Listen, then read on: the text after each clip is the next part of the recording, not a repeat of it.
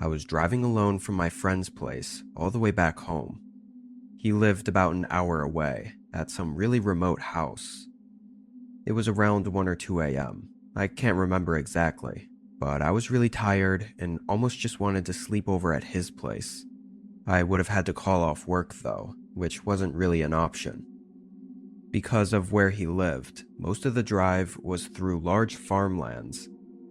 I had some music playing to keep myself awake, and I just stared at the empty road ahead. About 20 minutes in though, my headlights lit up something right in the middle of the road. I slowed down, slamming on my brakes a bit harder than I had to. It was a suitcase, like a full, unopened suitcase, just standing up in the middle of the road. I probably stared at it for an odd amount of time because I was so tired and caught off guard by it. I decided to just go into the oncoming lane and go around it. I really wasn't in the mood to get out and move it or anything. It was definitely odd that it was standing upright like that, but it had to have just fallen out of someone's truck and happened to land like that. I couldn't think of any other reason. I kept driving, thinking about it for a little bit, but ultimately forgetting about it pretty quickly. Maybe 5 minutes passed. The roads were still quiet. I was just cruising along, but then again, something came up in my headlights. This time, it was a truck, parked in the middle of the lane. None of its lights or blinkers were on. If I didn't have my high beams on, this could have been dangerously close. I stopped behind them and waited for a second, then honked a few times. The truck didn't move at all. I didn't even see any movement inside of it through the back window. After waiting for 30 seconds, I started to slowly go around it. As I did, I noticed it had a few large dents and scrapes on the side. I couldn't tell if it was from a recent accident or not. It could have been one of those old trucks that just never repaired any of its parts. More concerning though, I didn't see anyone inside the truck. It was still dark looking through the windows, but I didn't see any shape or outline of anyone sitting in either the front or the back. I pulled further up and in front of it, getting back onto my side of the road, then slowed even more to look around. It was still just farmland in all directions. Why would someone park right there and leave their vehicle? There was nothing here. I felt strange about it, kind of creeped out honestly. I continued down the road. I just had a bad feeling about it, and I didn't want to stay too long to see it through. After that, I was definitely more awake. Was the suitcase and the truck somehow connected, or were they both just conveniently in the middle of the road? I never saw anyone on the side of the road going back to get the suitcase, so I don't know. But I only made it another minute before I was forced to stop for a third time. There was a person in the road. He was standing in my lane and waving his arms at me to stop. He looked early 40s and pretty disheveled. Messy hair, cuts and scrapes on his hands and arms, and overall just not in good shape. Once my tires stopped moving, he smiled and walked up to my window. "Hey, did you see a truck not too far back that way?" I said yes, I did. "Think you could give me a lift back there?" Before answering, I asked why it was parked in the road like that, and what he was doing out here, which I felt like given the circumstance, these were reasonable questions to ask. The man stumbled over his words for a second, before settling on saying he ran out of gas and was trying to walk to a gas station. But then, why would I drive him back to the truck? Wouldn't he have asked me to drive him to the gas station? He kept talking though, like he wasn't letting me think too hard about it. Now it was me stumbling over my words, trying to think of an excuse to say no, but my eyes wandered behind him and happened to see something sticking out of the crops on the side of the road. It looked like the tail end of a small car. It was deep into the crops. I could only see one of the rear headlights slightly reflecting the light from my car. I didn't know what the hell was going on, but I knew whatever it was wasn't good. I rolled the window up, and the man instantly went from smiling to frowning. His eyes widened, and he started yelling and hitting the window. I pulled away and sped down the road. I got my phone out quickly after and called the cops. Reportedly, the truck was gone when they got there, but the car I saw in the crops was still there, and I guess the scene was far worse than I imagined. That was someone else's car, and the driver in it was no longer alive. Not from a crash, though. It seemed they likely picked up a hitchhiker, the guy I saw, and unfortunately, that was the last thing they ever did. It's assumed that the suitcase and the truck in the road had something to do with getting the car to pull over and pick him up. It's not for certain, though, but obviously the hitchhiker I saw was not telling the truth about his truck running out of gas. It all likely was just an act of violence by some crazy guy for no real reason, which makes it even more terrifying that I was that close to him, and he wanted me to let him in my car, just like the other guy had. The man was never identified. Life is truly filled with horror stories. These traumatic events leave many people with severe and life-altering injuries, but even after the trauma, the struggle isn't over. Have you ever thought about what you would do after you got injured? If you had medical bills to pay but no ability to work? How would you know that your insurance companies or the people responsible for your injuries are being fair to you? Then, trying to navigate the situation with traditional law firms can be a daunting, confusing ordeal that brings even more pain. The piles of paperwork, the hours of your valuable time used up, and the expensive fees hitting you while you're already down. With Morgan & Morgan, America's largest injury law firm, that won't be a problem. When you're seriously hurt, your injury could be worth millions. Morgan & Morgan don't accept lowball settlements from insurance companies. In recent months, they've achieved massive victories for victims of serious car crashes. In Florida, they achieved a verdict for $12 million, which was 34 times greater than the highest insurance offer. In Philadelphia, they achieved a verdict for a $26 million payout, 40 times more than the highest settlement offered by the insurance company. Morgan & Morgan will fight for you to get the best outcome if you become their client. If you hire Morgan & Morgan, you won't just be assigned a single lawyer, but an entire dedicated legal team with lawyers, case investigators, paralegals, and customer care specialists, all working to maximize your settlement. On top of that, there are thousands of support staff available at all hours to help you with any questions or concerns about your case, making the experience as painless as possible. The best part is, you don't pay them a penny unless you win your case. And Morgan & Morgan didn't become the largest injury law firm for no reason. It's because they win a lot. Even better, they've modernized the injury law process, so it only takes minutes to see if you have a case, and you can submit your claim on your phone. If you ever get seriously injured, your case could be worth millions, and you're only a few clicks away from potentially changing your life. It's easy. You can start your claim with Morgan & Morgan at www.forthepeople.com/MJV, found in the description below, or by scanning the QR code on screen with your phone's camera. You can type in your name, phone number, zip code, and email address, select the type of your claim, then describe what happened. Click or tap Start Your Claim and you're done. Remember, Morgan & Morgan is the largest injury law firm in the United States, so they have all the resources and know-how to see your case through. There's no company too big for Morgan & Morgan to fight, and they'll fight for you to get the settlement you deserve if you become their client.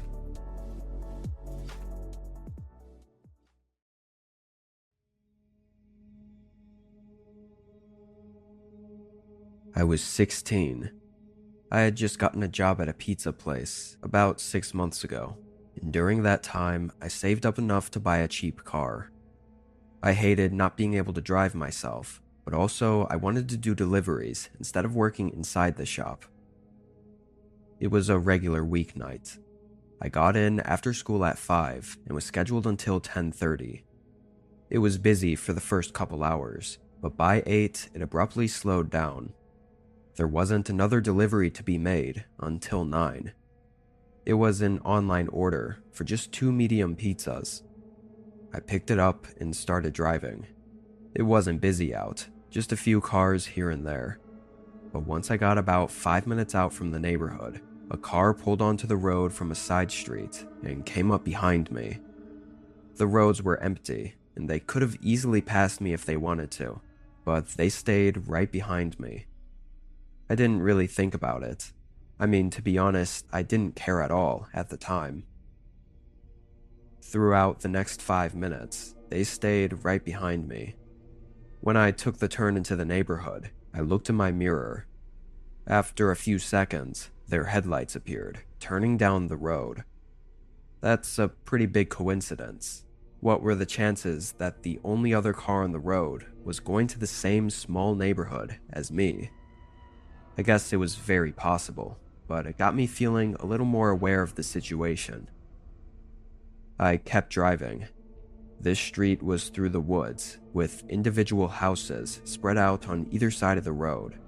Some were right up on the road, and some were down longer driveways. As I got deeper into the neighborhood, finally my headlights lit up a mailbox that had the right address on it. I turned into the driveway. I checked my mirrors again, and a few seconds later, the car passed right by and continued down the road. I remember feeling relieved and silly for thinking anything of it. I drove to the end of the driveway. It wasn't too long, maybe like 200 feet or something. I pulled up and got out with the pizzas. I gave the door a couple knocks. Nobody answered the door for a minute, and while the porch light was on, it didn't look like any of the inside lights were on.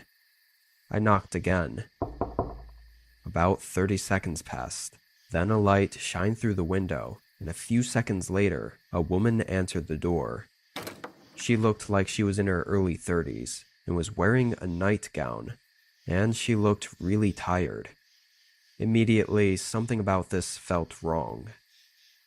I had these pizzas ordered to this address. I then read out the address to her, but she looked annoyed. The woman said she didn't order anything and was trying to sleep. She was definitely a little cranky, but it was clear there was some kind of mistake.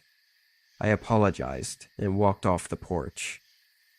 I was kind of spaced out for a moment, looking at the ground, thinking about how weird this was as I walked back to my car. But about halfway there, I looked up and felt a chill rush through me. There was a car sitting right behind mine. It was the same one that I thought was following me. Its headlights were off, but I could see the fog coming from the exhaust, so the car was still on. I felt really uncomfortable. Did they also live here with the woman and were just pulling in? Or did it have something to do with the order? Everything just felt really off, like too coincidental. I knew something was wrong. I continued walking to my car, hoping they would see me and either say something or move. I got in and tossed the pizzas on the passenger seat and turned my car on, but they stayed there. The driveway was thin. There wasn't really any space to go around them, but I pulled further up toward the house and turned around. Surely they would see that I was trying to leave now. They still remained right in the middle of the driveway, blocking the exit. There was about 30 seconds as I faced their car and they faced me, and we both just sat there. During that time, I kind of put everything together. Them driving behind me, following me into the neighborhood, and the creepy, sudden appearance of them blocking the driveway. None of this was a coincidence. I felt my body start to go numb as my heart started pumping in my chest. I didn't know what to do. Then, their car doors opened. 4 men got out. They all had hoodies and hats on, covering pretty much their whole faces. One of them had their hand suspiciously tucked into his hoodie pocket, like he was holding on to something. They started running up to my car, and I panicked. I hit the gas, trying to go around them and past their car, but there wasn't enough room. The wheels went off the driveway, and I skidded in the dirt, ramming into a tree. It was a pretty slow hit. The airbags didn't even go off or anything, and I don't think the car was stuck. but I didn't take any chances. I jumped out and started running. I heard one of them chasing me and yelling to the others, but they turned back after a little bit. When I was safe, I stayed in the woods and called 911. When the officers got to the home, all of the men and both cars were gone. My car was never recovered, even to this day. What essentially happened was the group used some random address to lure me into by ordering a pizza, hoping to trap me in. What they were going to do with me is unknown. The fact that one of them chased me makes me think they didn't plan on letting me go. I got lucky that night.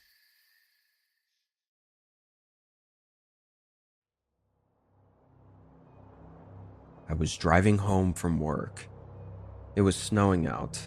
Nothing crazy, but enough to be driving slower and more carefully. It was also pretty cold out, freezing temperatures for sure. I got out of the office late this night, probably sometime around 1 or 2 a.m. The roads were quiet and deserted. Along my route, I pulled up to an intersection. It was a red light, although no other cars were anywhere to be seen. I waited, thinking about how much I wanted to sleep when I get home, when all of a sudden there was a knock against my truck. I jumped back in my seat and darted my eyes to the passenger window. It was a woman. I had no idea where she came from, but she was knocking on my window and looking right at me. I rolled it down. She looked young, maybe in her late 20s, and her face looked cold and pale.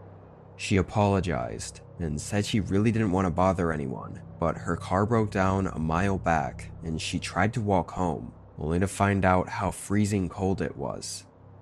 She wanted a ride, saying it was only another mile down this road. Feeling bad for her, I let her in.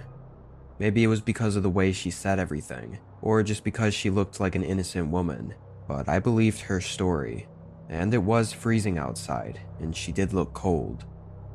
I started driving as she repeatedly thanked me. A couple minutes later, she told me to turn down into a neighborhood. Now, I did pass by this place every day on my commute to work, but I'd never actually been through any of these neighborhoods or knew anything about them. Turning in, though, it was clear this wasn't a nice place. The houses were extremely small, old, and outdated, looking almost like trailer homes lined up next to each other. I only got a bit down the road before my truck started having trouble. The street wasn't plowed yet, and it looked even worse further down. As we got deeper into the back of the neighborhood, I slowed to a stop and asked if this was an okay spot for her to get out. When I looked at her, though, her face was frowned until she noticed me looking. She smiled and politely asked if I could go a little bit further. I hesitated to answer. She asked again, a little less nicely. I explained to her that I didn't want to risk getting my truck stuck down there, but she still insisted, trying to guilt trip me. Finally, I just said no and told her to get out. She looked angry, but opened the door and got out. I thought that was really strange, considering how I went out of my way to help her. But I started to do a 3-point turn, and when my headlights shined into the side facing the houses, I saw something. People standing further back near the tree line, which was also where the woman was toward. They were just a little bit down the road, right where the woman was trying to get me to go. I hurried up and got out of there. I don't know what kind of situation I got myself into that night, but I think it was really close to getting a lot worse. Had I gotten stuck out there, or even just driven a bit further up, who knows what they would have done.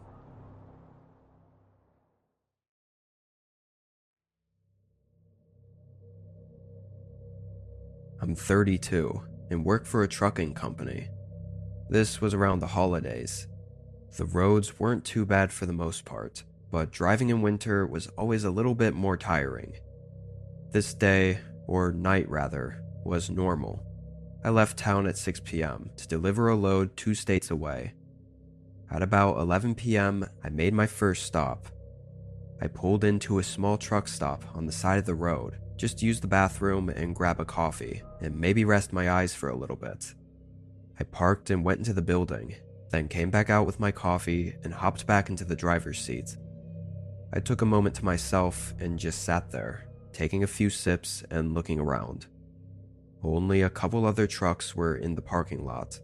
Guess it was a quiet night. As I sat there, I happened to spot someone at the back of the building.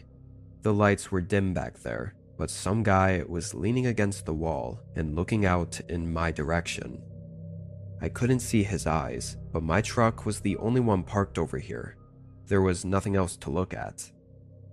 I minded my own business and just kept sipping my coffee, but every time I looked back, the guy was still looking over here.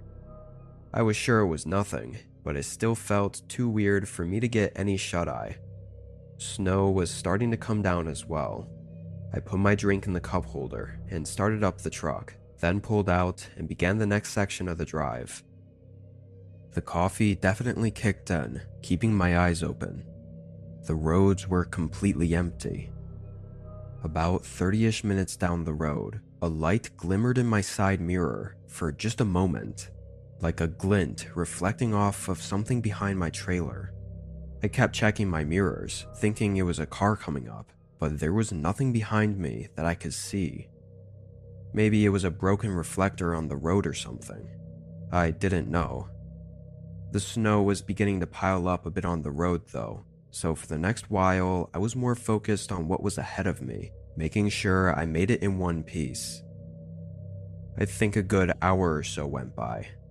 Focusing on the road was getting more exhausting with every minute, but then again there was a quick glint in my side mirror. I only barely shifted my eyes quick enough to catch what it was. There was a car right behind my trailer, like so close that it was completely covered in my mirrors. Its headlights were off too, so only when it was slightly off to the side did my headlights reflect onto theirs, creating that little glint I was seeing.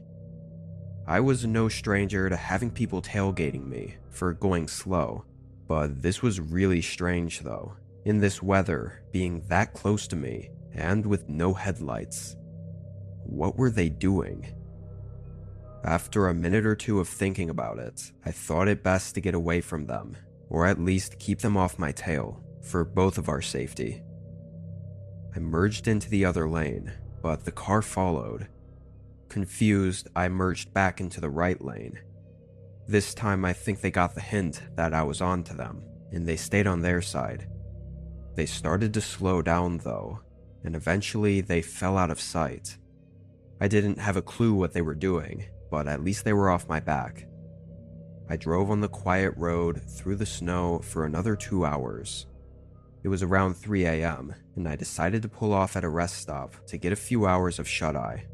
It was just one of those little cutaways off the road that could fit maybe 2 or 3 semis. There was no building or restrooms, it was just a parking area. I parked, cut off the engine, leaned my chair all the way back, and closed my eyes. I dozed off pretty fast. I was used to being limited on sleep, so every minute counts. The calm winds and snow trickling down definitely helped though. I planned to wake up whenever the sun came up, so like 3-ish hours, but I woke up before that. I slowly opened my eyes, seeing the dark truck cabin and the faint highway lights in front of me. I was still really tired. I didn't know why I woke up. After a second, I rolled my body over to reposition myself, but was instantly met with the eyes of something outside my window. They were staring in at me with disturbingly wide, creepy eyes. I almost fell out of my seat, but the guy didn't even flinch. He just stepped down and tried to open the door, but after a few tries, I heard his footsteps rushing away in the snow. I used the radio to call for help, and moments later, a car drove out from behind my truck. It was the same one that was on the road before. I gave as much of a description as I could, and it was as the officers asked me to go over everything that happened that night that I remembered the man I saw watching me at the truck stop. Maybe it was him this whole time. But why was he stalking me? And what was he trying to do? I never found out.